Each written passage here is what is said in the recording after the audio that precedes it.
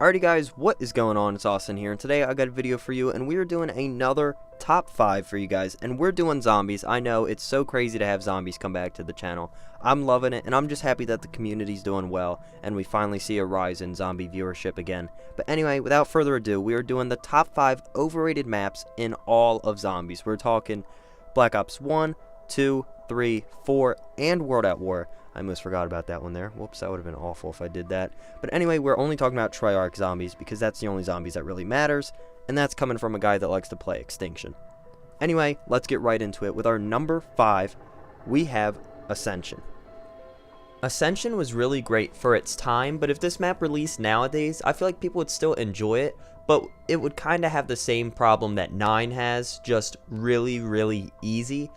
But at least with 9, you had different types of zombies spawning in. Ascension, you only have regular zombies, and then every few rounds you get a monkey round, which is that version of a dog round, and that's the hardest challenge on the map. I'm not here to complain about the monkeys, because I actually like them. I like that they take your perks. It kind of encourages people to train and not camp in one spot, especially on Black Ops 3. It makes sure people can't just run Perkaholic and get to an infinite round.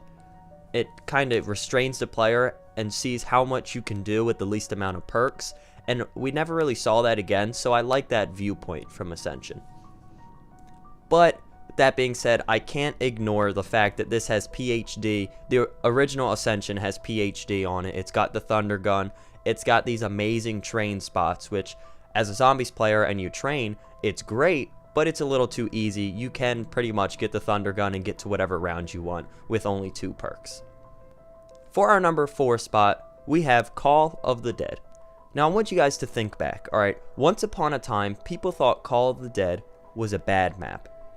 I don't know what's been going on with the zombies community all of a sudden, but people are pretending like this map is a hidden gem. It was a diamond in the rough. It was a masterpiece that we just overlooked so long ago. That's not at all what Call of the Dead is. Now don't get me wrong, Call of the Dead isn't a horrible map. I wouldn't even say it's a bad map. I think it's an alright map. But Call of the Dead does not deserve the praise that it's getting right now. People are defending this map saying, oh, the fog isn't even that bad, you know, but when the fog's gone, the atmosphere is beautiful, it's such a pretty map, and yes, it is a very nice map, but 9 times out of the 10, you can't see the map because there's a snowstorm blocking your view. And people are starting to kind of dismiss George Romero, saying, oh, you know, the scavenger can take care of him. It's fine. If you kill him, you get a free perk. Isn't that great? Yeah, the free perk I'm going to get is what? Mule Kick or Dead Shot? I mean, if I have my original 4, do I even get good perks after that? Not to mention, if you don't do the Easter egg, you're getting a death machine, which in Black Ops 3, that's sick. I'll take a death machine on a high round. But this is Black Ops 1 death machine. You will die using it. And yes, now that I brought up the death machine drop, if you do the Easter egg, which is very easy, you can get the Wonder Waff, but it's not permanent, and when you run out of ammo, it does go away and you have to kill George again. Now for a map that has really shitty wonder weapons, I don't know why they didn't just put the Wonder Waff on the map instead of having that as a death machine drop. I mean, it's a cool reward for doing the Easter egg, and I like that you can do it for every game after that. But do I really want to waste half my ammo just to get a Wonder Waff that's going to last me a few rounds? And keep in mind, Call of the Dead has no dog round, monkey round, none of that. It is nothing but zombies.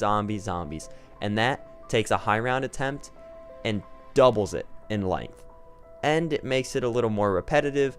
It's nice to have a breather every 4 or 5 rounds, having dogs or something come out.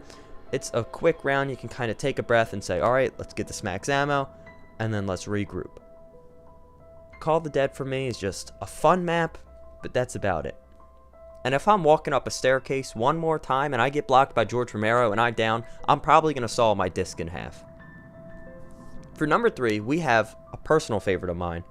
And this is kind of weird. I'm about to contradict myself, okay? So just listen here. Buried is an underrated map and a very overrated map. Because some people see it as an underrated. It's Black Ops 2. Only good maps on there were Mob of the Dead and Origins. For the most part, you're right. Buried is still a great map. Overrated because some people are saying Buried is so good it's in their top 5 or top 10. And that's a lie. I enjoy Buried. I think Buried was a great breath of fresh air for Black Ops 2, coming off of Transit and Die Rise. we really needed a good zombies map. And I think Buried pretty much was the only good experience with that Victus crew. Because yes, we had Mob of the Dead before Buried, but that was with a celebrity cast. And then we ended up having Origins. That was with Primus. But we needed something good for Victus, and that's what Buried was. And I really like Buried for that. But Buried kind of has the same problems with Ascension, but multiplied by 10. Buried is extremely easy. I mean, you can camp on top of the bank, you can camp by Jug, Raygun Mark II, or not. You can have the Paralyzer, Infinite Damage Wonder Weapon, and then you have the bank where you can take 10,000 points right away, and you can do whatever you want. And keep in mind, if you want to use wall weapons, you can put the most overpowered wall weapons wherever you want in the map. So if you're training camping, you will always have your wall weapon ammo near you. You can lock the box in place. You can open barriers for free with Leroy or Arthur. And you can get free perks through the witch's house, which after a few trips, they spawn the same way every time. You can kind of learn it and wait for them, and you'll have a free perk almost every time you go through. The only challenging area, I would say, is the maze going to Pack-a-Punch, and that's not even that hard because you can use the Paralyzer and fly up, and you can find the way to Pack-a-Punch. But I will say, Buried did have a cool starting room. I really enjoyed that. I like that you could get the LSAT round 2 or 3 if you were smart with your points. And overall, I enjoyed the map, but I feel like some people think it's a little too great, and they need to calm down just a little bit. For number 2, we have another Black Ops 2 map. And you guys are probably thinking, it's not Transit, it's not Die Rise. I already said Buried. So now I'm about to get hate from you guys. But listen here, we have Origins. Go on, I can hear it. I know you guys can hear it too. You're watching the video, you can hear people's keyboards clicking. They're saying, oh, I'm an idiot. How dare I talk about the holy Origins.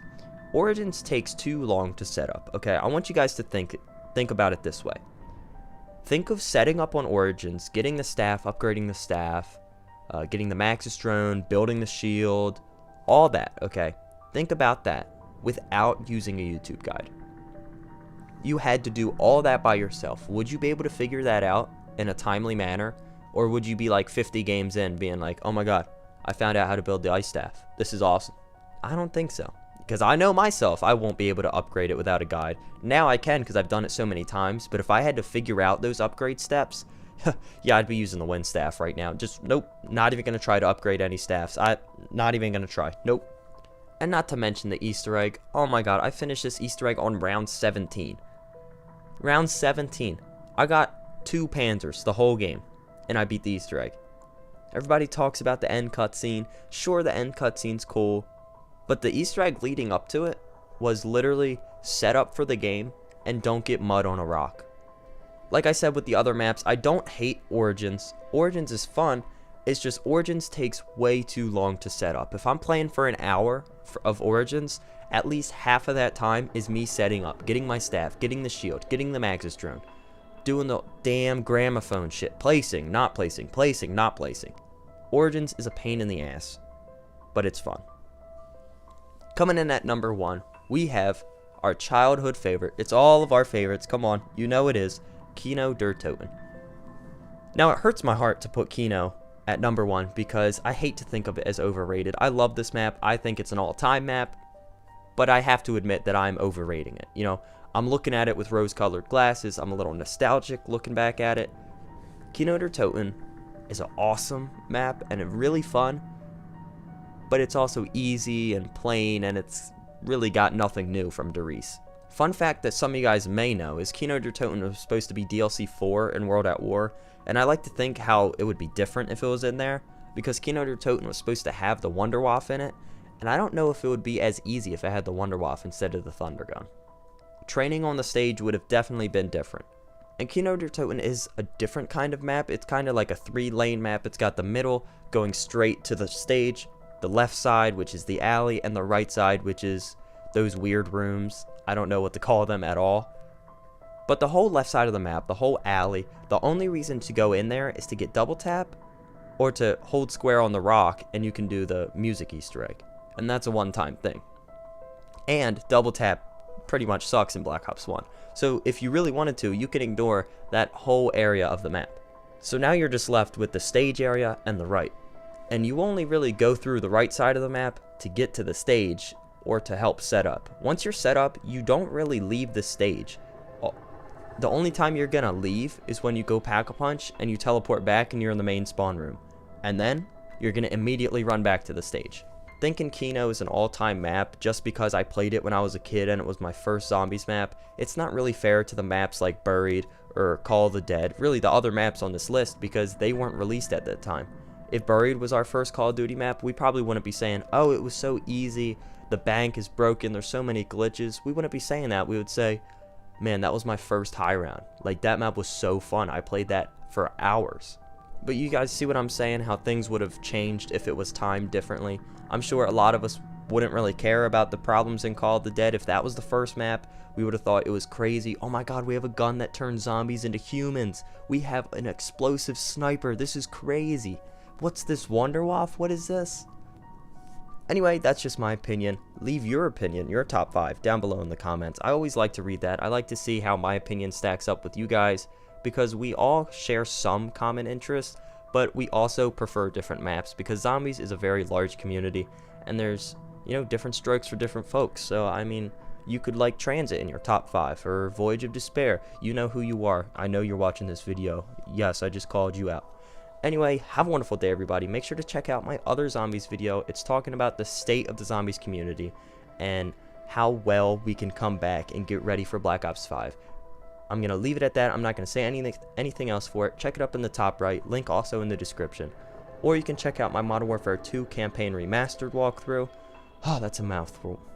Anyway, check out that campaign. I've been flying through it. I'm all the way up to the last 5 missions, I think. I've taken a bit of a break with uploading it because I don't want to oversaturate it. Anyway, have a wonderful day, everybody, and peace out.